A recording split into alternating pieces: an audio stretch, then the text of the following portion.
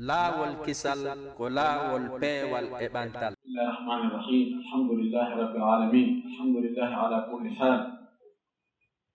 Alhamdulillahi ala mannihi wa karamihi wa ihsanihi. Nahmaduhu ala hadhihi an-ni'am adh-dhahirati wal batinah wa nashkuruhu wa nastahdihi wa na'udhu bihi min shururi anfusina wa min sayyiati a'malina. Man yahdihillahu fala mudilla lahu wa man yudlil fala hadiya lahu. أشهد أن لا إله إلا الله وحده لا شريك له وأشهد أن محمدا عبده ورسوله بلغ الرسالة ونصح للأمة وأدى الأمانة وجاهد في سبيل ربه وعبده حتى أتاه اليقين تركنا على محجة بيضاء ليلها كنهارها لا يزيغ عنها إلا هالك اللهم صل وسلم وبارك وأنعم عليه وعلى آله وأصحابه ومن سار على منهجه واتبع سنته إلى يوم الدين. معاشر الإخوة الكرام أصحاب الفضيلة العلماء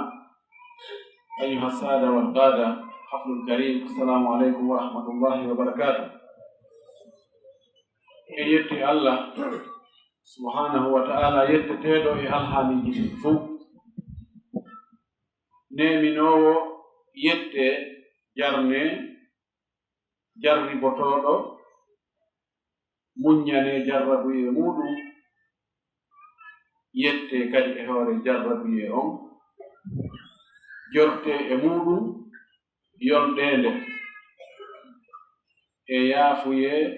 bakkatuji sabu jarrabuye on taguɗo nde tagore fof ne'i tagore nden dankinde moƴƴi e mayre waɗani fof kumbe emo be ko hato jini kon fi gurdam mum ɗan ɗo mo faljata mo wattitata mo waylata mo faytinirta eɗen irro oɗo ko kanko tagi en ko kanko jeyi en ko kanko kadi gooto woni reweteeɗo meɗen o. O waɗi aduna on ɗo galle golle, galle jarrabuye, galle ndarndagol, galle ndartanegol. O waɗi lahara on galle njotti,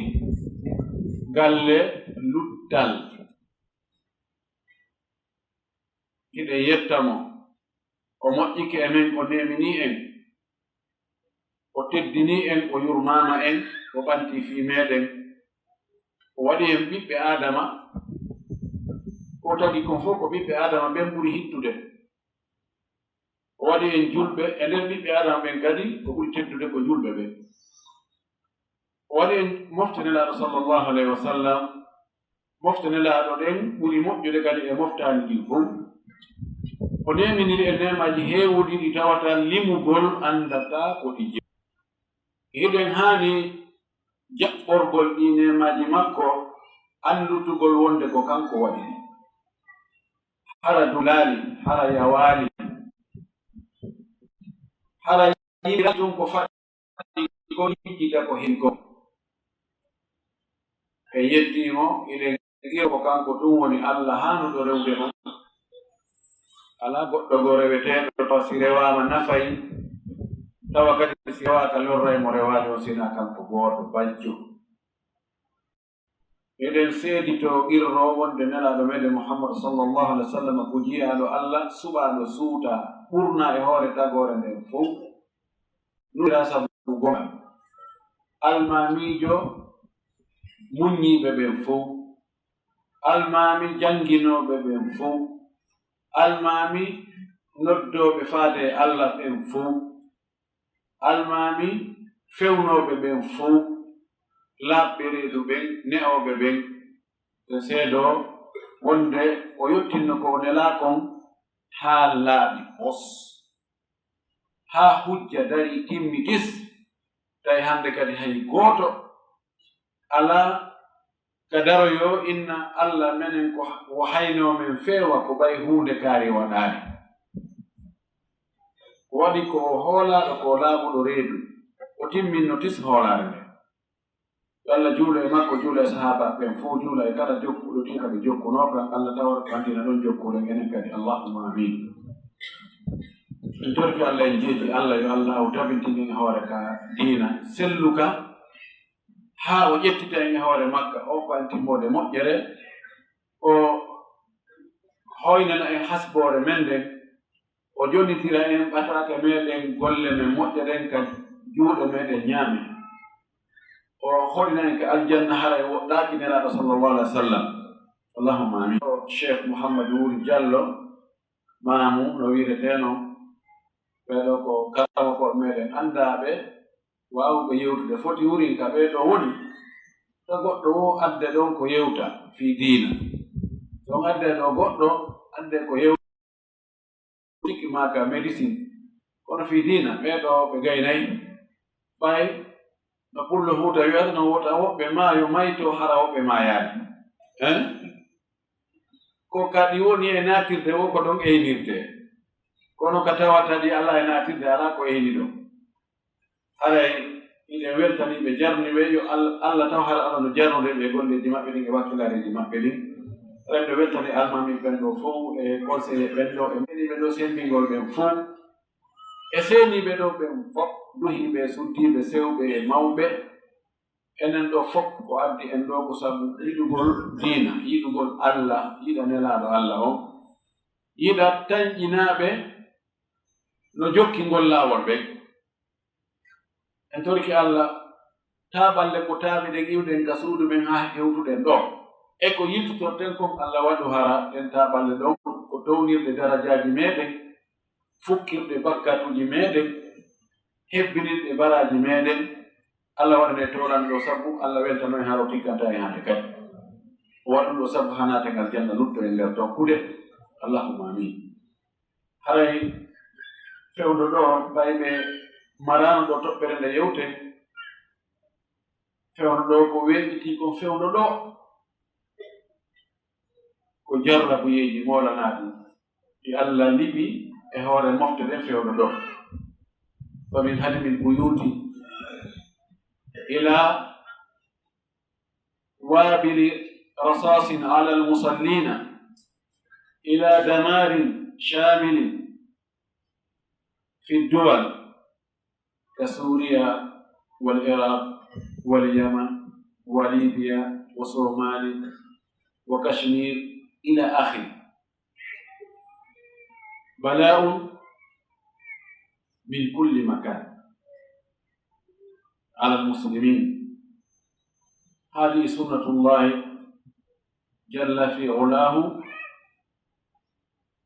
في خلقه لله في خلقه شؤون قد يبتلى المؤمن فإن صبر فله الصبر مصداقا لقوله تعالى ولنبلونكم بشيء من الخوف والجوع ونقص من الأموال والأنفس والثمرات وبشر الصابرين ومصداقا لقوله تعالى كل نفس ذائقة الموت ونبلوكم بالشر والخير فتنة وإلينا ترجعون. hande yaasi wonɗo e fewdiɗo on ko woni e wifude kon hande hendu wondu e wifude wonande julɓe ɓen e nokkeeji ɓurɗi ɗuuɗe ɗin fayda ko jarrabuyeji ɓay noon hiɗen jarribeede no foti en wasiyonin ko honno julɗo on haandi wa'ude si tawi jarrabuye yani e makko nde reeni e musidɓe men goo cuuɗi no sumirande ɗum ni ɓe ɗaɓɓita haa ɓe ronka anndude ko honɗum woni e sunnude ɗi cuuɗi suudu ndun e ko woni nder ton kon fof sina yimɓe ɓen fof suma woɓɓe goo jarriboraama cuuɗi mum no liɓeede hara hede dariiɓe wutti e balɗe feƴƴude ɗo julɓe yahuɓe juulugol no lootani juma ɓorni coñci urni yahi no janngude alqur'an tawi koyo e ƴiwonde kure yo saabi hoore maɓɓe yana noon shahidi inchallah ko yanta 91. julɓe no wareede e nokkeeji fof bombuje no saaƴineede e hoore julɓe e hoore cuuɗi ɗin e ko woni nder ton ko fof muncide nokkeeji heewɗi jarrabuyeeji no ardi jende ɗen fof woɓɓe no jarribora nawnaaje woɓɓe baasal woɓɓe ƴaggugol ɓiɓɓe woɓɓe ƴaggugol ɓeyguureeji muɗum woɓɓe waaweede woɓɓe e noone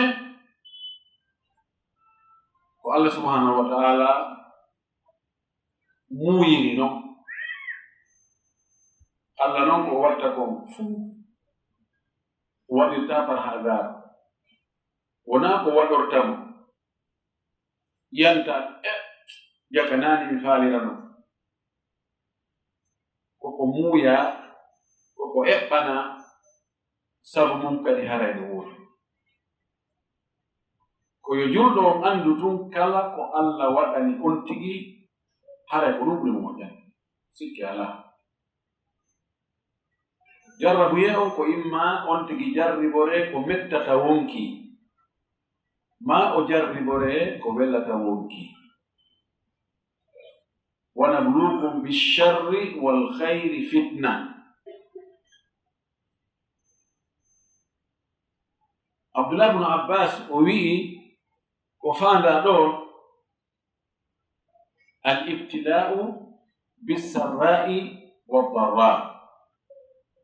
كالصحة والمرض والغنى والفقر والقوة والضعف والطاعة والمعصية إلى آخره الله سبحانه وتعالى وإني من جربت من درندت من درندر من جربر بنيجي e moƴƴereeji ko ka amen noon artoto ngam mo heɓii yaajeende heɓii deweende heɓii ɓuttu heɓii jawdi heɓii cellal heɓii laamu heɓii ɓiɓɓe heɓii teddungal heɓii fowtere yo anndu ɗum ɗo ko jarrabuye Allah ndarnotomo ko honno o yettirta Allah e ɗum ɗo si tawi o ƴetti ɗum ɗo o huutori e nder yettugol Allah ɗum ɗo pooɗanimo yettugol Allah ma yettugol nulaaɗo Allah ma bewgol e hoore jeyaaɓe Allah ɓen aray woni jarrabuye hulɓiniiɗo o gañaaki ko o heɓi ɗo ko e ɗiɗo fof sinda jaga so o heɓaano ko waɗi ñande goo taway ɗiɗo fof ɗi alaa e junngo makko siko cellal tawa yahiino ko jawdi yahiino ma kanko o yehii o acci jawdi ndi siko laamu ngu wiwiino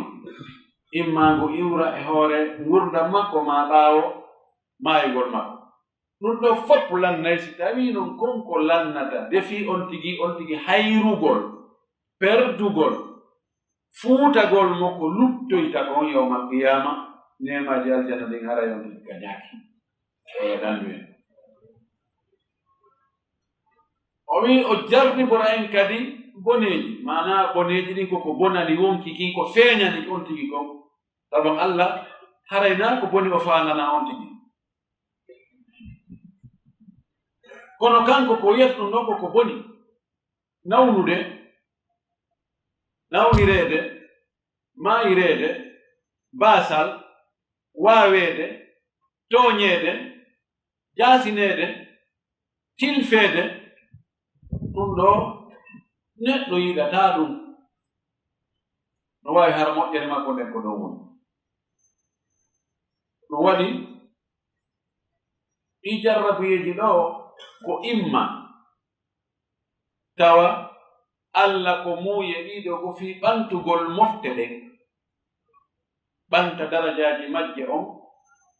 hebbina baraaji majje on ma ɗum darndagol ɗe taw si tawi ɗe gomɗinayi ɗe ɓeyda gomɗinal ɗe ɓeyda ruttade Allah tawde no gasa buy e maɓɓe yilti accitino laawol ngol ɓallangal ngal maa ko bakkatuuji ɓe waɗi ɗi bakkatuuji ɗon ɗi montataako sina sifa ɗum ɗo rew e maɓɓe wuuki ɓe moƴƴi wa kullu ma fa'ala al-jalilu fa huwa al-jamil kala ko Allah waɗi ko ɗum noon ɓuri moƴƴude ko ɗum wasi Allah wi en walanabluwannakum wallahi min jarriboto on min darnoray on bi shay'in min al-ju'i wal-khawfi min al-khawfi wal-ju'i kulol jarribora e bulugol taw on tigi no maapito no aani taw si ɓe arantalan taw si ɓe sogatalan taw si ɓe fiyatalan taw si ɓe jattatalan taw si ɓe wattalan no maapito no aani tawa on tigi no wayi wa ndowru wondu hakkunde ñaariiji wonde Allah jarribora on tigi heege tampereeji o wi o jarribora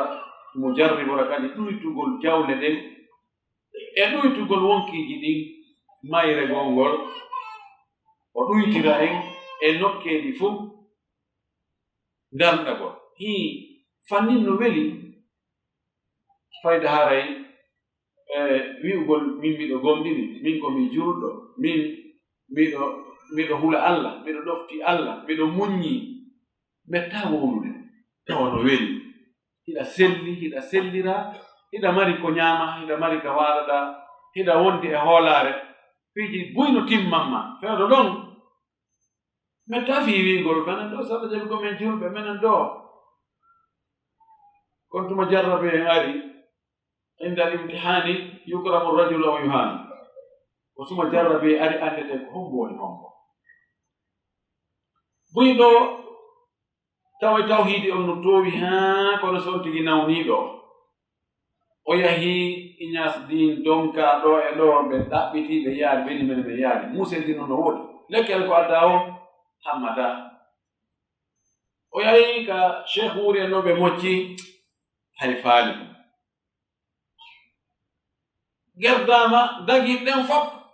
marsali no gasa goɗɗo inna ene ko haydaro kadi ka karamo ko sayidi so ɓen kadi ɗo no fandore ɓen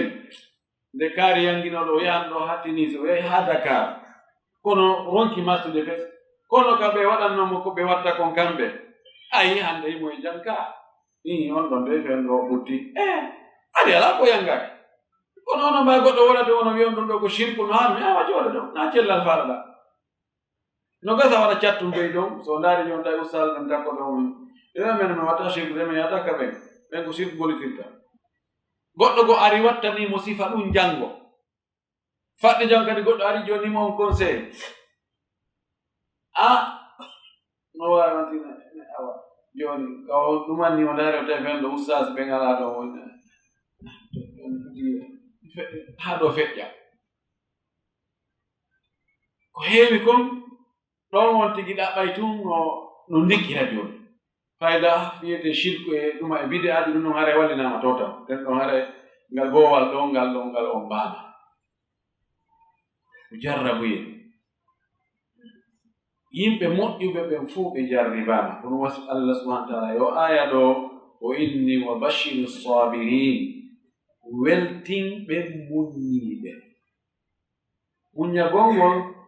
ko andugol wonde ɗum ɗo ko Allah liɗi e hoore on tigi ko kanko Allah hoddin ko pellet si on tigi muññike ko ɗum ɗo ɓuri moƴƴande mo eni si ɗum yanama e hoore makko ɗon go ɗiɗi o anda jarrabuye on yarata ni tun imma Allah yaafora sabu on jarrabuye ɗon bakkatuji makko e jantude hadisaji yeeso inchallah ma o tonnamo darajaji e o moƴƴere do si tawi o muññike ko ɗum ɗi jarrabuyeji ko ɗum ɗi rimata o andita wonde ɓurɓe mo moƴƴude jarribanoma o muñño tawa on jarrabuye ɗon pooɗaali jarrabuye ɓurɗo hulɓinaade sawna si jarrabuye jawdi pooɗani aaden heɓugol jarrabuye ka diina haray marsali si on tigi muññaakile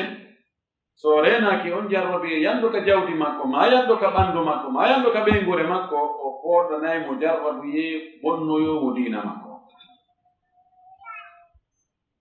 Allah wi weltinɓe muññiɓe ɓen anndi muññiɓɓe Allah wi en innama yuwaffa sabiruna ajrahum bi gayri hisab. Muññiɓe ɓe yoɓete hara goɗɗo anndano foti. O wi homɓe alladina ida asabatum musibatu qalu inna lillahi wa inna ilayhi rajiun. Ɓe tawata si musiba si tampere albala o yali e maɓɓe ɓeyna heeyi minen ko Allah jeyi men goni ɓay ko Allah jeyi men ko Allah jeydi men e ko men jeyi ko so jabiti ɗum ko honɗum. Sonnajo Abu Talha on nden anndi ɓaawo ɓiɗɗo maɓɓe o nawni moƴƴi. Abu Talha yahi ka golle o yahi tun fay kum maayi sonnajo on looti kum haa moƴƴi waɗi kum kasandi hasni kum wallini kum ka sera e nokku gotere ka suudu o wirno e ɗum nokku goo. Woodi makko aroyi nani ko honno pay kum wayi o wi'ey ko deƴƴi moƴƴi ɗon haa hande ari ko deƴƴaali ɓuri ni kanko o sikki yare mani wi'an ko deƴƴi yare mana ko ɓutti anda ko gonga ko deƴƴi ɗum wolta ɗo hande kadi o ɓannanimo o ñaami o ɓattimo o hunti haaju makko haa o gayni o inni ene accimilande on ɗo si tawi goɗɗo no halfinno goɗɗo goɗɗum wono kawtal men ɗo woɓɓe no halfinnoɓe ɗon goɗɗum ɓe ari ɓe janti tun ɓe woni e peepelennagol haray ko honɗum wiɗon e ɗum kañum haray halfinaɗo on toni e goɗɗo halfinima hunde o ari o janti ko ya jonno oyne awa ko Allah halfino e ɗon o ƴetti o wi ko honno hay daari ɗum miɗo mi tuuɗintinɗike mi waɗi ɗum ko hayno wonnami la ini awa ine awande on toni ko muñal ka soɓe sonnaɓe ɗo ga hande lawi ɓeeɗo ɓe tawata si musiba yani e muɗum ɓen no heewi menen ko Allah jeyi kaka Allah kadi men hootata en tañƴini to heɓugol joddi ndi tawata limore andata ko jeɗu o oy Allah manti ɓeeɗo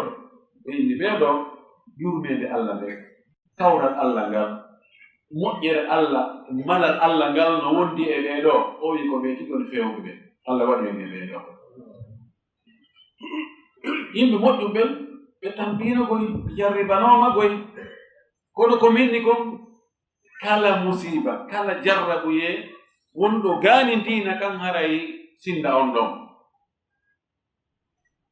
Ari ko sahih Bukhari hadith mo Khabbab ibn Arat o filli radiyallahu anhu o inni shakawna ila rasulillahi sallallahu alaihi wasallam wa huwa mutawassidun burdatan lahu في ظل الكعبة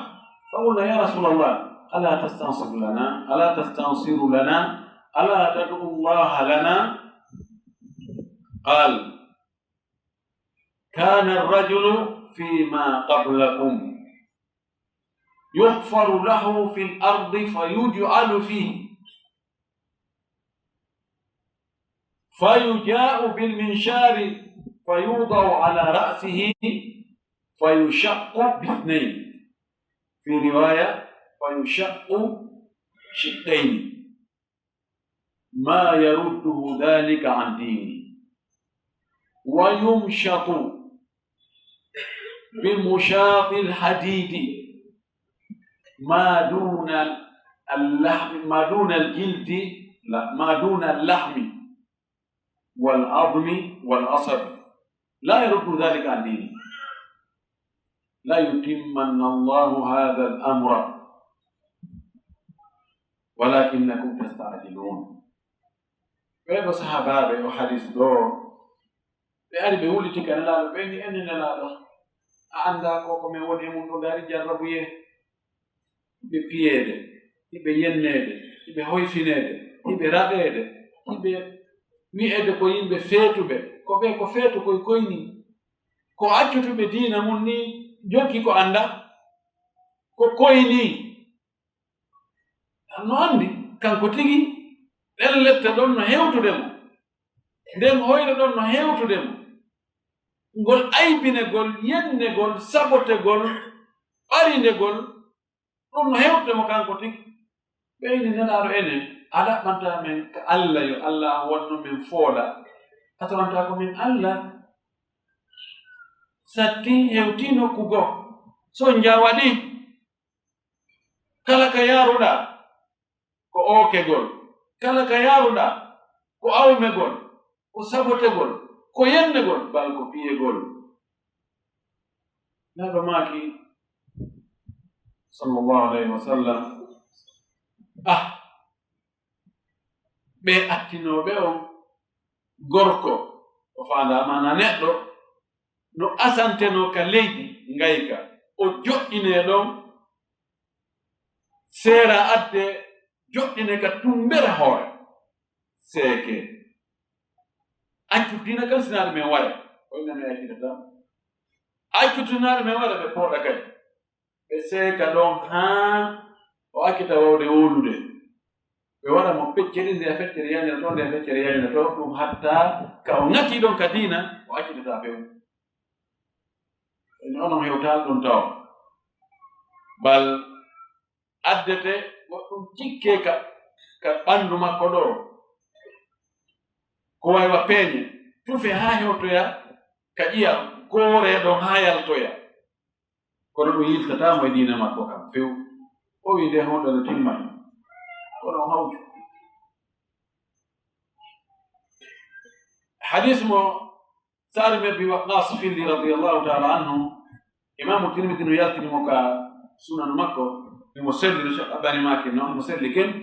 waɗimo e defte buy ka Sahih ibn Hibban Sahih ibn Khuzaima Musnad Imam Ahmad oɗo Sa'd ibn Abi Waqqas o wii بإني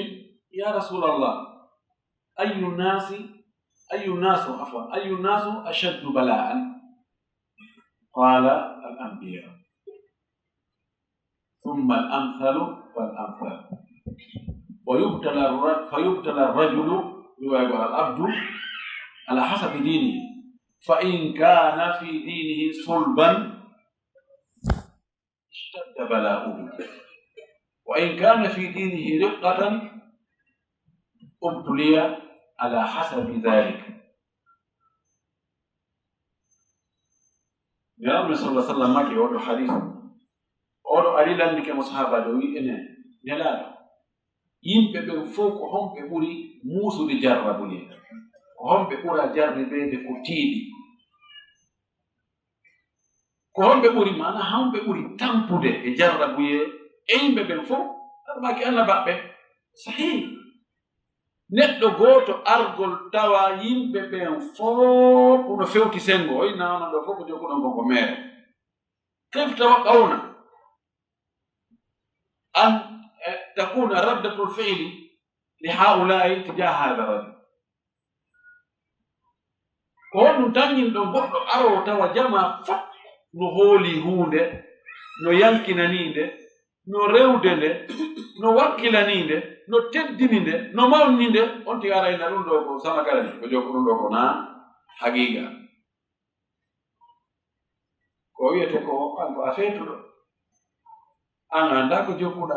an ko heɓuɗa ko ene an ko jinnanango ma koye o taw tewtomo e ko feetuɓe ni yotta yennede piyeede waɗede pindi ɗon kono so annabaɓe ɓe fof ɓe heɓi ɗum ɓe wiyete ko ɓe feetuɓe ɓe wiyete ko ɓe mbileɓe ɓe wiyete aslanta ko ɓe mbilaɓe ko mbile nangi ɓe ko jinna nangi ɓe ko bomɓe nangi ɓe si tawi noon ɓe fof ɓe fuɗɗo heɓde yimɓe seeɗa ɓe no andi ɓe ko mbileɓe ni ɓe waɗi mbilade yimɓe ɓe e piiji buy almuhim aɗo maki ɓe annabaɓe ɓe nulaɓe ko ɓe ɓuri sattude jarrabuyeji ɓay woɓɓe luttu e jarrabuyeɓe kono wasi Allah tigi sifi حتى إذا استيأس الرسل وظنوا أنهم قد كذبوا جاءهم نصرنا فنجي من نشاء ولا يرد بأسنا عن القوم المجرمين yawno haanula ɓen ɓe taƴi few ɓe ala ko wawde haa ɓe taƴi few ɓe inni ɗo sefini ja'ahum nasruna ballal amen ngal non kadi allah wi ballal amen ngal kadi non fa nujjiya man nasha'u ɓe min muuyi daɗuɓen ɓen ɓe danda wala yuraddu ba'suna anil qawmil mujrimin allah wi lebte amen ɗen ɗe ruttataake ɗe kalataake ɗe sakkataake gayi ɓe yimɓe bomɓe ɓe bandiɓe ɓe lawata ko lette allah ɗen kono wonde allah muñoto ha sikke o yejjitino ha bandiɓe sikka allah wawanaɓe a yiwde kono si o nangi inna rabbaka la bil mirsad imo habbi hewti ɗon tawantiga ala ko waawi naam ɓe annabaɓe ko ɓur sattude jarrabuye refti noon ɓurɗo kirde e diina o ɓurɗo kelde ko ɗum waɗi so neɗɗo jarribe o inna amin mi annda kono mi waɗi allah daari komi heɓi daari ko heɓuɗen mi annda kono no waɗɗen allah en wi ɗum ɗo en heɓaade en nabiniɗa yahaade en wi ko ɗum ɗa ɗumannaki ɗo kadi wattirama ni a fuyi ko tuma soppa o si wiɗita haray fewno ɗo jarrabuyeji ɗin no woodi wiide noon cuuɗi no liɗeede cuuɗi no sumude julɓe wonɓe e juulude no wareede ka woni e juulugol ɗon tawa hay ngiiru nañatako e aduna on hannde jarrabuyeji ɗin no tiiɗani julɓe ɓen ɗin ɗon ko feeñuri ɗin jarrabuyeji suuɗiri ɗin la allah hiya adha wa amar bakkatuuji ko waɗa kon laawi hannde fiyo boneeji ɗin yo ɗi yaaki tawata fayda hay gooto daɗata internet o facebook twitter ɗum ɗo e ɗum ɗo ɗi boneeji rewɓe ɓortagol jinda dorogo beere e ɗi geddi ko tawata waɗay sabu haa neɗɗo o gilno ɗum ɗo yejjita ko allah yamiri kon few ɗum ɗo adha wa amar geɗal ɓe wonɓe e murtude ka rewɓe e ka worɓe geɗal ɓe tawata ko muhammad e aicha e zeynabu e khadija e ali e usman tawata tuggatatiide leydi few ko neeɓi juuti hakkitande mum ala yinde allah no ka cuuɗi ɗum kadi ko jarrabu yeeno tawi sikku tum jarrabeeji ɗin ko ɗi perdi ko liɓanagol cuuɗi ma ɗum ko nawnugol ronka heɓude lekki ma ronka heɓude ko ñawdora ma wongol fingol tawa ala ko ittira kooƴe na ɗum tum woni jarrabuyeede ɗi jarrabuyeji wondi en e defude yeddugol allah ka cuuɗi e ɓeynguure murtugol jokka ko mettata allah kon tum fayda ko jarrabuye moolanaɗo allah no idan haray ko honɗum haanuɗen wadde ɓay ɗum ɗo ko ɓe jarrabe am hasibtum an tadkhulu ljannata walamma ya'tikum mathalu alladhina khalaw min qablikum massatuhum alba'sa'u waddarra'u wa zulzilu hatta yaqula ar-rasulu walladhina amanu ma'ahu mata nasrullah alla inna nasra allahi qarib en sikki ɗum feƴƴiray ni ɗum en naata e aljanna en dasa koyɗe meɗen tawa probléme o waɗaali en hawraali e sattendeji en hawraali e ko mettata wonki te aljanna on ko howiraakon koko mettata wonkiikin ko be tufaa ko mettata wonkiikin si hewtoyaaka aljanna en sikku ɗum en heɓay aljanna hara ko rewno e attinooɓe en ɓen tawa ɗum rewaali e meɗen oye honɗum rewno e ɓen massatumu darra albasa wa darra heɓiino ɓe ba'sa ɓe wi ɗum ko gereeji ko wartiniro darra ko ñabbeeli e perdugol jawle ɓe heɓiino gereeji yani hakkude maɓɓe tawi ko piiro ko wartiniro wawɗo on ko yo war mo waawata on tooñeeji laamuji bonɗi ɗen anndi banu israel ko jarribano wono jarribanogol tawa ko firawna laamii ɗum ko firawnu chef de l'état aɗon ɗum no welaafi en sikku en feƴƴiray ni ɗum hara ko rewno e hoore ɓen ko ngenen e mettaki hay seeɗa wi wa zulzilu ɓe dillina ɓe yeƴa tawi ko yahi wo ko waa ko yahi wo ko ɗum ɗo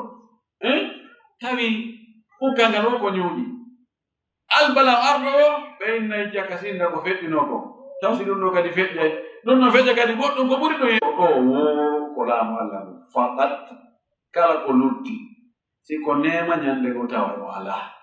si ko doole ñande go tawa e alaa si ko baawal tawa ñande go ko waawano ɓen ko ɓen waawi ala inna nasrallahi qarib balagal ngal no ɓatti joni noon so ɓi albala'oji yani honɗum hanude wadde ɓe albala'oji yani e hoore mum ɓen ibnu qayyim ka alwabilu sayib o wi mo du'o wa inni as'alu llaha an yaj'alakum mimman idha un'ima alayhi shakara wa idha ubtuliya sabara wa idha adnaba istaghfara فقال إن العبد يتقلب بين هذه الثلاثة ويؤترك الله yo Allah waɗu en jeyaɓe tawata si ɓe neminama ɓe heɓi nemaji ɗin fof woni ko nema ɓuttu ko jawdi ko teddungal ko laamu ko hettare ko hara on tigi yettay Allah ɓay no woodi wonɓe heɓude ɗin nemaji ɓe ƴetta ɗin nemaji tigi ɓe yeddira ɗin Allah kadi tawa neɗɗo nde no yedda Allah ko nema Allah o yeddirta Allah so wujjay ko honɗum o wujjirta ko juuɗe ɗen ko koyɗen yahata gituɗen ndaara e juɗɗen ƴetta so zinay kadi ko fahin ko nema Allah o so fenay ko ɗengal ngal o fenirta si o janfoton fof ko haqqille ɗen kalabantoyagal e kitikata amen fof tiktakjiri fof ko nema jalɗi gone ƴefte o huutora fi yeddugol Allah kadi ɗum jarraboyi oyi mi toriki Allah yo Allah waɗ on tawata si on tigi neminama o yettay Allah e nema o si o jarribama o muññoto si o waɗi bakkat o torto Allah yaafoye o wi ɗiɗo jiya ɗon si tawi koye ɗiɗo o wi hadihi unwan saadati l abdi fi duniyahu wa ukhrahu o wi ɗum ɗo si on tigi ƴetti ɗiɗo tatti o gollitiri ɗum ɗo ko mande wonde haray on tigi o heɓi mala woni malaɗo ka arne galafa tawi si o neminama o yetta e Allah so jarribama o muññoto so waɗi bakkat o torto Allah yaafamo haray o malama fayre ko ɗiɗo on tiwone yaade no metti fiino wonki yiɗa heɓude ko mettata ɗum wonki si heɓi ko welata ɗum ko heewi kon beway fañay yawtina gite ɗen kadi konko heɓi ɗaɓɓoya kadi goɗɗum go yeeso haray o jarrabi yani e muɗum yo o muñño wota o taƴo kadi yurmede Allah inna ma al usri yusra si tawi sattede ari ko newende woni arde ɗon la yataaqabu usrani sattedeji ɗiɗi ɗi heedondirta sattede iwa wonde goo kadi lontoɗon si neeɓi wo si sattoyi koyo aro ha hoya ɗon tigi jorto wonde newende aray yirɗende aray jarrabuye o iway oɗa honɗum toro Allah subhanahu wa taala yo Allah ittan mo jarrabuye o yo wawnu mo muññade hoore o jarrabuye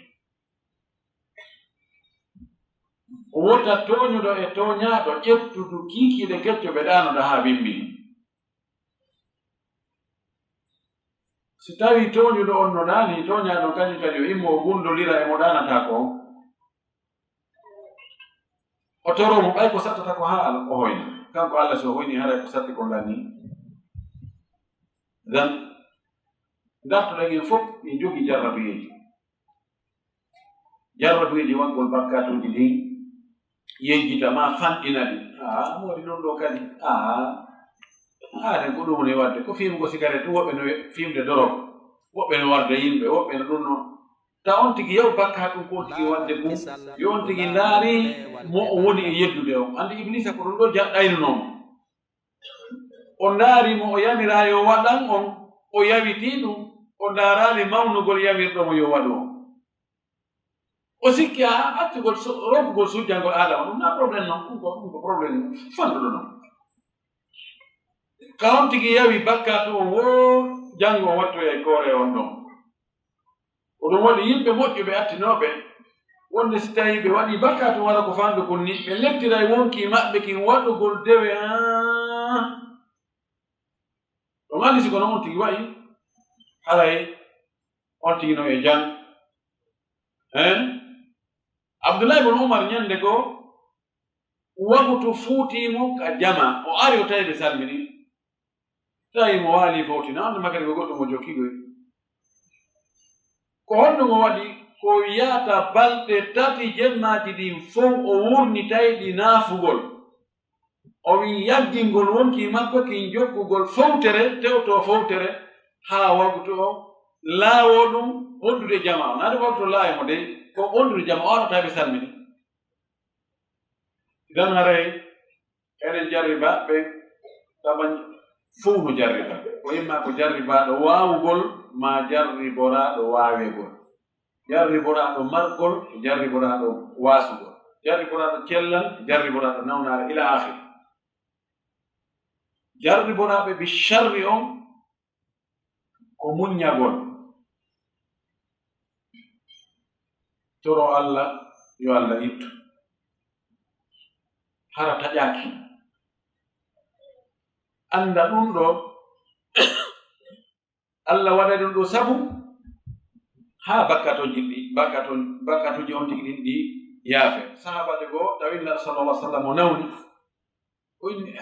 innaka la tu'aku wa'kan shadidan hadi fi sahih bukhari o inni na'am ajal o wi